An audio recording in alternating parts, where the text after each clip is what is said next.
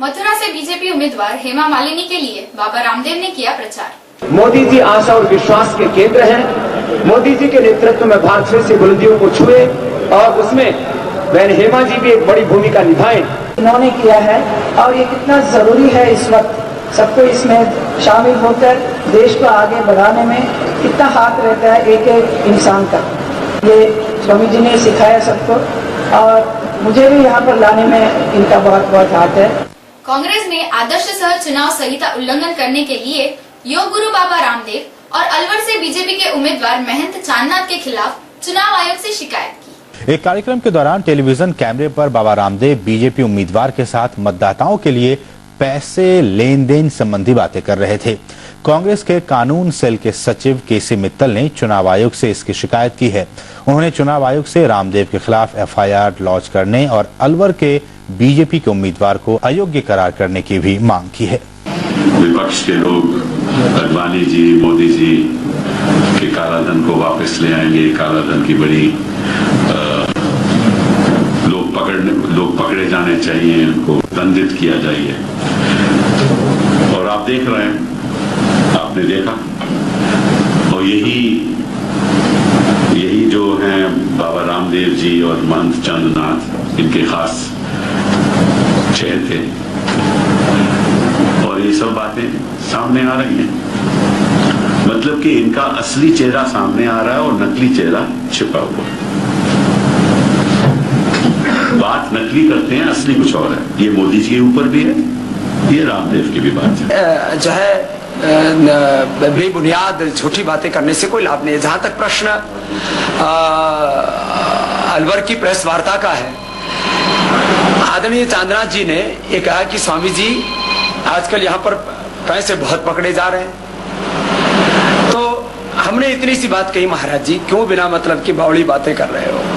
किसके पैसे पकड़े जा रहे हैं, क्या हो रहा है, क्या नहीं हो रहा, उसको अपने से क्या लेना देना। और एक मैं सीधा सा प्रश्न पूछता हूं, कोई भी कितना ही नादान ना समझ भी आदमी हो तो भी मीडिया के सामने कोई काले धन की बात करेगा? कांग्रेस अध्यक्ष सोनिया गांधी ने आज छत्तीसगढ़ के अंबिकापुर में चुनावी सभा को संबोधित किया।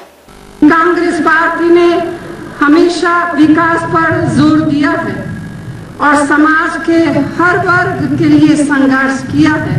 खासकर आदिवासियों, दलितों, कमजोर वर्गों, अकलियतों और महिलाओं की जिंदगी बेहतर बनाने के लिए भाजपा प्रधानमंत्री की कुर्सी पर कब्जा करने के लिए सारी सीमाएं और मर्यादाएं तोड़ने में कोई कसर नहीं छोड़ रही है।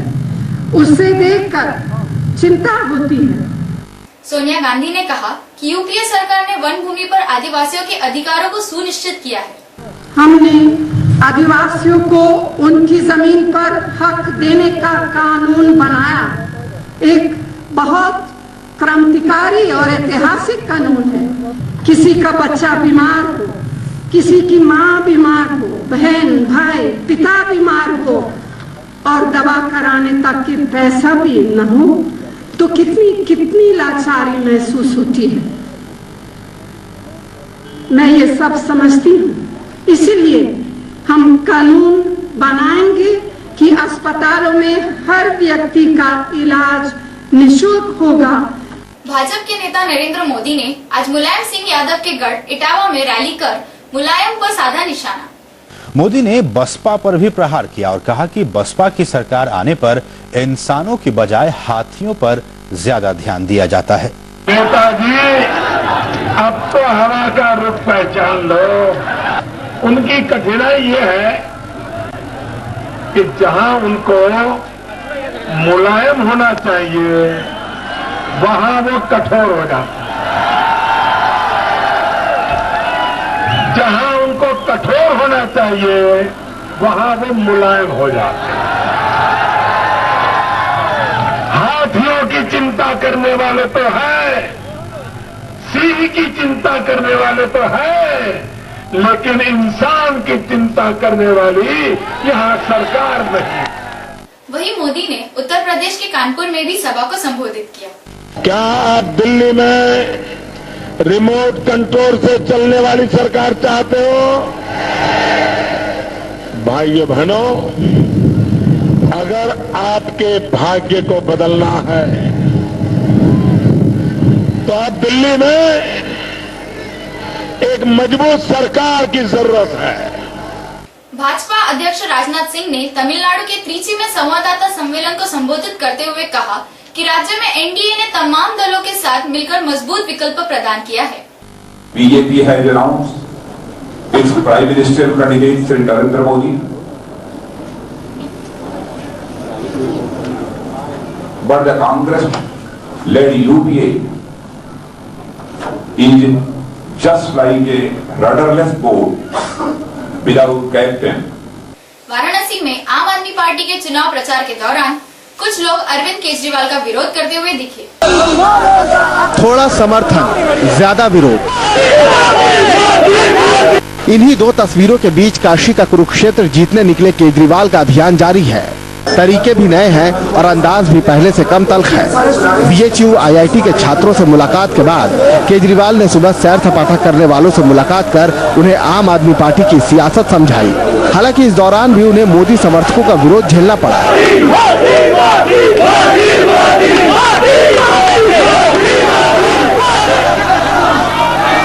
इससे पहले भी रात को मोदी समर्थक केजरीवाल पर पत्थर और टमाटर बरसा चुके हैं, लेकिन इन सब से बेपरवाह केजरीवाल का दावा है कि जब मकसद बड़े हो तो दिक्कतों की परवाह नहीं करनी चाहिए। जब आप इस देश के सबसे बड़े वेस्टेड इंटरेस्ट्स को चुनौती देते हैं, जब आप सच्चाई के रास्ते पे चलते हैं, तो जिन लोगों के इंटरेस्ट्स को आप चुनौती दे रहे हैं वो तो विरोध करेंगे ही। आपको इसके लिए तैयार रहना है और हम इसके लिए तैयार हैं। कठिन से कठिन परिस्थितियां भी झेलने के लिए तैयार हैं। काशी की जनता भी केजरीवाल के समर्थन में खुलकर बोलने लगी है। लोगों को लगता है कि मोदी समर्थक जानबूझकर केजरीवाल को निशाना बना रहे हैं। आप अपनी जगह प्रचार करिए, आपके लिए पूरा बनारस खुला है, उनको भी करने दीजिए। ऐसे लोग जानबूझकर उसी जगह क्यों जाते हैं जहाँ पे वो केजरीवाल प्रचार के लिए जा रहे हैं? तो ये जो बनारस की तस्वीर पेश की जा रही है एक तरफा, ये बिल्कुल गलत है। हालांकि बीजेपी का दावा है कि केजरीवाल अपने खिलाफ हो रहे विरोध प्रदर्शन से पब्लिसिटी बटोर रहे हैं। अरविंद केजरीवाल जी या उनकी पार्टी को अच्छी तरह मालूम है कि जो उनके आका है कांग्रेस पार्टी, उनका भी सुपड़ा साफ हो रहा है और जो लोग उनके प्यादे के रूप में काम कर रहे हैं उनका भी सुपड़ा साफ होने वाला है। इसलिए थोड़ा बहुत पब्लिसिटी स्टैंड, थोड़ी बहुत प्रचार के लिए चुनाव में अलग अलग जगहों पे लड़ रहे हैं, अच्छी बात है, कोई बुराई नहीं है। लोकतंत्र में सभी स्वतंत्र हैं, वो अलग अलग जगहों पे लड़े। केजरीवाल के विरोध ने काशी के सियासी कुरुक्षेत्र को और दिलचस्प बना दिया है। छोटी छोटी सभाओं और डोर टू डोर कैंपेन के जरिए केजरीवाल जीत का दावा कर रहे हैं। उनकी टक्कर 2014 के चुनाव के सबसे चर्चित चेहरे से है। देखना होगा कि उनका भरोसा जीतता है या फिर उनके विरोधियों का शोरगुल। प्रधानमंत्री कार्यालय के मीडिया सलाहकार पंकज पचौरी ने प्रेस क्लब में संवाददाताओं को यूपीए सरकार की उपलब्धियों की जानकारी दी। The total output of news channel is about 25% politics, about 10% entertainment, similar on sports, but the output of development related subjects on the channels is about 2.1%, 2.2%. So most of the things we've been talking about, the Prime Minister has been talking about in his speeches, in our press releases, in his interaction with the press, is not registered.